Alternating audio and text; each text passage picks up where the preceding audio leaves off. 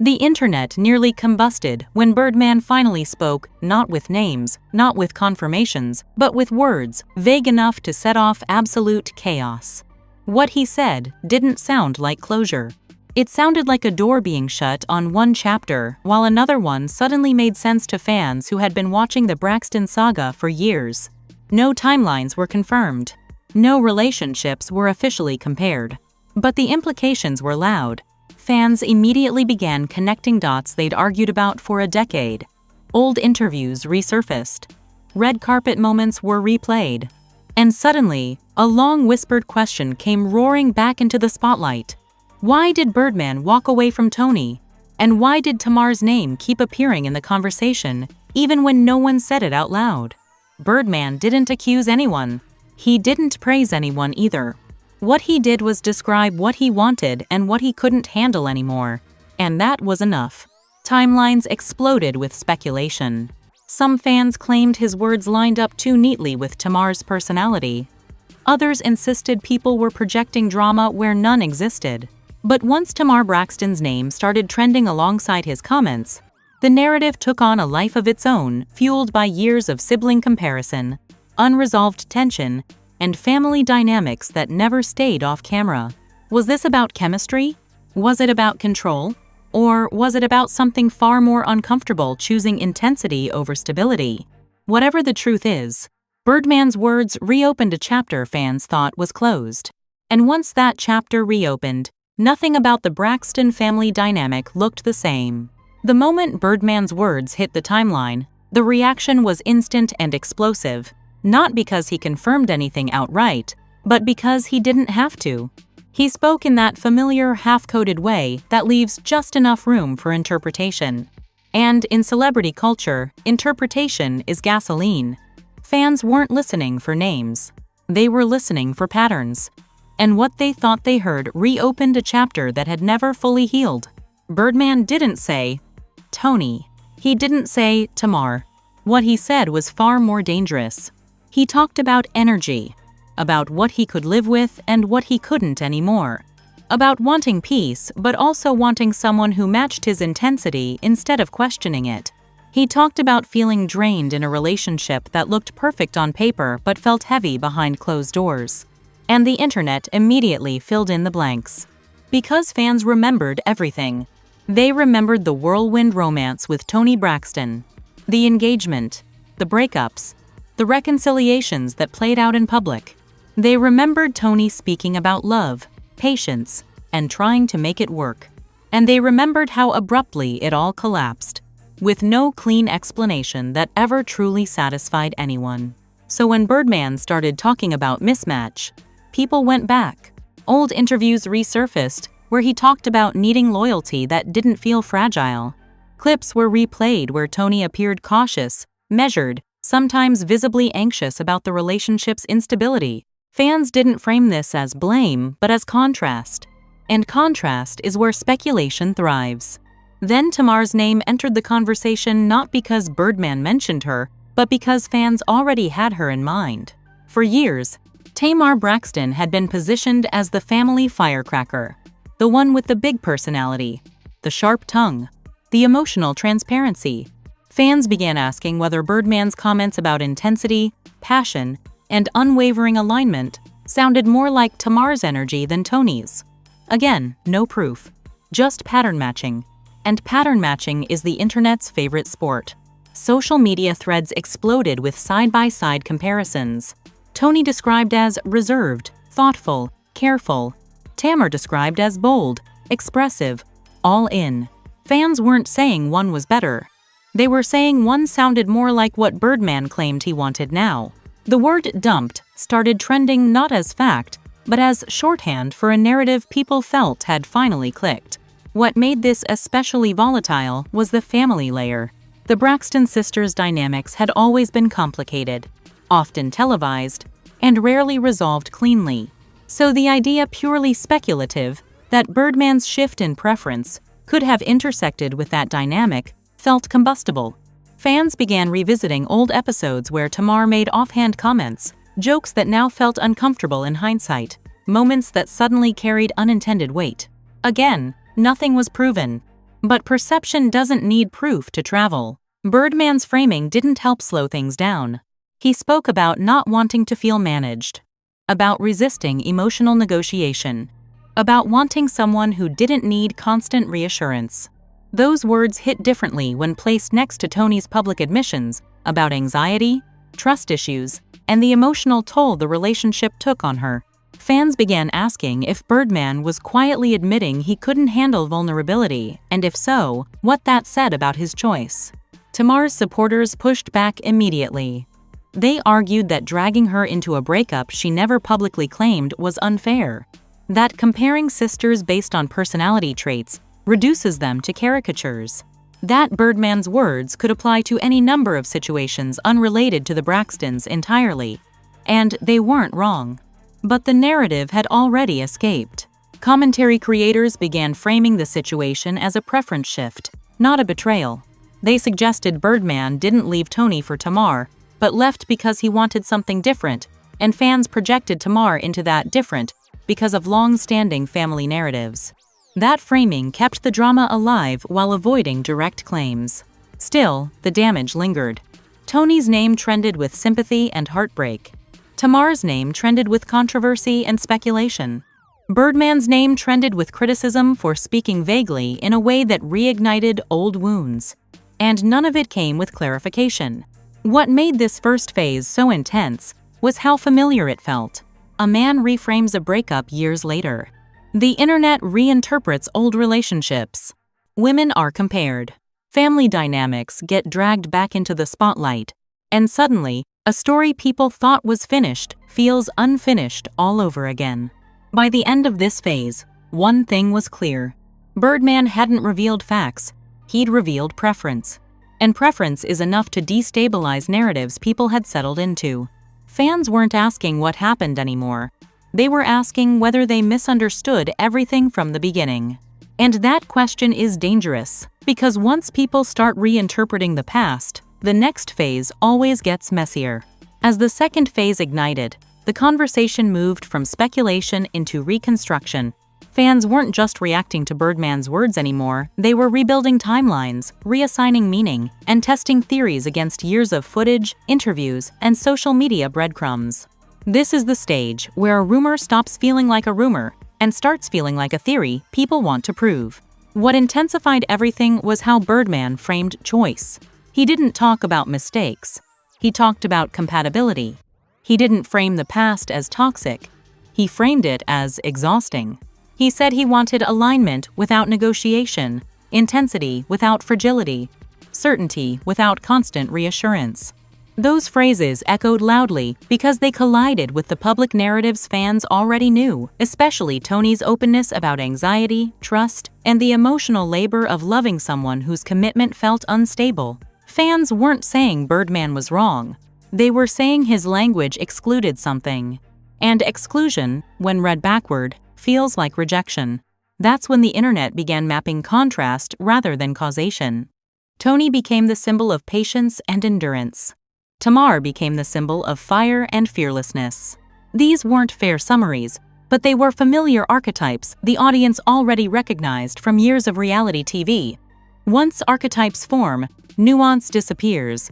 Creators replayed moments where Toni appeared to carry the relationship, emotionally speaking, about forgiveness, faith, and trying again. They contrasted those clips with Birdman's recent comments about wanting someone who doesn't need convincing. The implication wasn't that Toni failed, it was that Birdman may have reached a limit he didn't know how to articulate at the time. Then came the sibling layer, again unavoidable and combustible. Fans began asking whether Tamar's energy represented everything Birdman said he wanted now. Not because Tamar pursued him publicly, not because Birdman named her, but because she embodied qualities he described: boldness, emotional immediacy, a refusal to shrink. The comparison wasn't evidence, it was alignment by description. And alignment is enough to fuel months of debate. Tamar's name trending alongside Birdman's comments added a dangerous spark.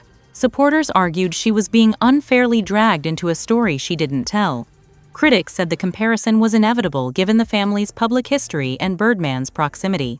The debate wasn't about facts, it was about narrative gravity. Once two names share a story long enough, separating them becomes nearly impossible. Birdman's silence after the comments didn't help. Some fans interpreted it as intentional ambiguity, letting speculation do the talking. Others believed he had no idea the fallout would be this loud. But the absence of clarification allowed the internet to keep building. Every hour without context felt like permission to keep guessing. Meanwhile, Toni's past interviews took on new meaning. Fans replayed moments where she described loving someone who didn't always show up emotionally. They connected those admissions to Birdman's new language about not wanting emotional negotiation. Again, this didn't prove causation, but it created coherence, and coherence is persuasive. The conversation shifted toward emotional labor. Commentators began asking whether Birdman's preference for intensity over vulnerability reflected a discomfort with emotional work. Was he choosing passion because it felt easier than patience? Was he reframing his past because acknowledging the toll would require accountability? These questions weren't accusations, they were interpretations. But interpretations, once popular, feel authoritative. At the same time, backlash grew. Many fans pushed back hard against the comparison of sisters. They argued it reduced two complex women to stereotypes and replayed a harmful dynamic the Braxtons had long tried to escape. They reminded viewers that preference doesn't equal replacement, and that no one needs to be chosen over another for a relationship to end. That pushback mattered, but it struggled to slow momentum. The algorithm favored certainty. Videos titled with questions underperformed compared to those framed as explanations. And so, the language shifted. Why he left became what he wanted instead. Subtle, but powerful. The story wasn't that Birdman dumped Toni, it was that he evolved towards something else. And the internet decided what that something else looked like. What complicated this phase was the time gap. Birdman's comments came long after the relationship ended. That distance gave fans room to believe he was being honest now in ways he couldn't be then. They treated his words as a retrospective confession rather than a casual reflection. And retrospective confessions carry weight, even when they're incomplete. Tamar's continued non-response during this phase became its own storyline. Supporters said she was wisely staying out of it. Critics said silence allowed speculation to attach to her. The truth was likely simpler. Engaging would only validate a narrative she never authored. But in the rumor economy, silence is rarely rewarded. By the end of this phase, the story had hardened into a set of competing beliefs. That Birdman left because he wanted peace without fragility. That Toni represented emotional labor he couldn't carry. That Tamar symbolized intensity he believed he needed. None of these were confirmed. All of them felt emotionally plausible to different audiences. And that's what made the moment dangerous. Because once a breakup is reframed as a choice between archetypes, the individuals involved disappear. They become symbols. And symbols don't get the benefit of complexity. As the noise peaked, one thing became undeniable. Birdman's vague explanation didn't close a chapter, it reopened it. And by reopening it without names, without timelines, without accountability, he handed the story to an audience eager to finish it for him. The next phase wouldn't be about speculation anymore. It would be about consequences for the sisters, for the legacy, and for how easily a few carefully chosen words can rewrite years of emotional history without ever stating a single fact. By the time the third phase took hold, the story had drifted far beyond Birdman's original words and settled into something far more revealing: the cost of ambiguity. What started as a loosely framed reflection about preference had now reshaped how fans talked about two sisters, a past relationship, and a family dynamic that was never meant to carry this weight again. At this stage, people weren't debating what Birdman said. They were debating what his words allowed. Because when someone with cultural power speaks vaguely about a high-profile breakup, the silence around specifics becomes an invitation. And the internet never declines an invitation to fill in blanks. The most noticeable shift was how Toni Braxton was discussed. Fans no longer framed her simply as a partner in a failed relationship. She became a symbol of endurance, of patience, of emotional investment that, in hindsight, felt unreciprocated. Old interviews where she spoke about faith, forgiveness, and trying again were no longer seen as romantic resilience. They were reinterpreted as emotional labor that went unseen. That reframing wasn't something Toni asked for, but it followed naturally once Birdman's language entered the ecosystem. Meanwhile, Tamar Braxton's name continued to hover not because of action, but because of association. She didn't speak. She didn't post. She didn't clarify. And yet, she was discussed relentlessly as the embodiment of what Birdman claimed to want now. Not as a person, but as an idea. Intensity, fearlessness, emotional immediacy. That comparison wasn't grounded in evidence. It was grounded in narrative convenience. Tamar had long been cast as the bold sister. And once Birdman's words matched that archetype, the internet snapped the pieces together without consent. This was where the story crossed from speculation into consequence. Because once sisters are placed on opposite ends of a preference spectrum, the damage isn't theoretical, it's personal. Fans debated who was chosen, who was too much, who was too fragile, as if these were fixed traits rather than edited perceptions. The nuance of real people disappeared under the weight of symbolic storytelling. Industry observers called this the retroactive rewrite. It's when a breakup isn't just reanalyzed, it's recast. The past is reorganized to fit a new explanation that feels cleaner than uncertainty. Birdman's comments didn't accuse, but they suggested dissatisfaction. And dissatisfaction, when paired with hindsight, becomes a lens through which everything else is judged. The internet began speaking in conclusions. Now it makes sense. This explains everything. He wanted fire, not patience. None of these statements were proven, but they felt emotionally satisfying to people who had watched the relationship unfold without resolution. And emotional satisfaction often outruns accuracy. What complicated this phase further was the time distance. Birdman's comments came long after the relationship ended. That delay made people believe he was finally being honest, finally saying what he couldn't say before. Whether that belief was fair or not, it gave his words disproportionate authority. Fans treated them like a missing puzzle piece instead of what they were. A partial reflection from one perspective. Toni's continued grace, her refusal to engage publicly, was interpreted in conflicting ways. Some saw it as dignity. Others saw it as silence forced by exhaustion. A few unfairly framed it as confirmation of everything Birdman implied. Again, the same absence created multiple narratives, none of which Toni controlled. For Tamar, the silence was even more precarious. By not responding, she avoided validating a story she didn't create. But the cost of that restraint was ongoing association. Her name stayed linked to a breakup she never publicly claimed to be part of. This is the paradox of celebrity adjacency. You can do nothing and still be written into someone else's explanation. As the noise peaked, backlash grew toward Birdman not for what he said, but for how he said it. Critics argued that vague commentary about past relationships shifts emotional responsibility onto women who aren't present to respond. That it allows preference to masquerade as truth while consequences are borne by others. Supporters countered that people are allowed to reflect honestly on their experiences without managing every possible interpretation. Both arguments held weight. Neither resolved the harm. The family dimension made everything heavier. Fans worried aloud about how this reframing affected the Braxton sisters' already complicated dynamic. About whether old wounds were being reopened by an external narrative neither sister controlled. About how public speculation can slip into private damage long after cameras stop rolling. What became clear was that this wasn't about choosing one sister over another. It was about how easily women are reduced to contrasts when a man reframes a relationship through preference. One becomes too much. The other becomes not enough.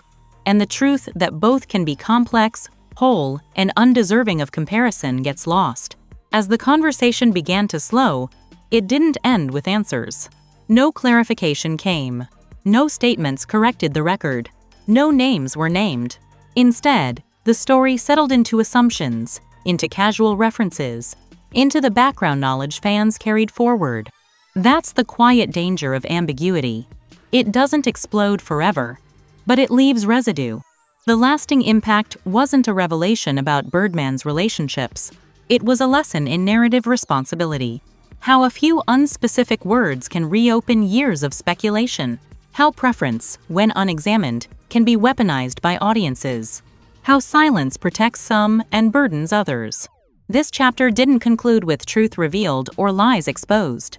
It concluded with a reminder: when stories involve real people, especially families, clarity matters. Not for gossip, not for drama, but for the human cost of being talked about without being heard. And once a narrative like this takes hold, the hardest thing to reclaim isn't reputation. It's complexity, the space where multiple truths can exist without turning people into symbols, and where endings don't need to be explained by comparison to feel complete. Before you click away, pause, because this story isn't really about who was chosen or who was left behind. It's about how quickly vague words turn into permanent narratives, and how easily real people get reduced to symbols the internet can debate. If you believe celebrities deserve the same nuance we demand in our own lives, hit that like button right now. That one click tells the algorithm that complexity matters more than cheap conclusions. Drop a comment and be honest. Do you think public figures should clarify their past to stop speculation? Or does speaking late sometimes cause more damage than silence ever did? This comment section isn't for picking sides. It's for unpacking how stories get rewritten long after they end. And subscribe. Seriously. Because narratives like this don't disappear, they resurface, evolve, and harden over time.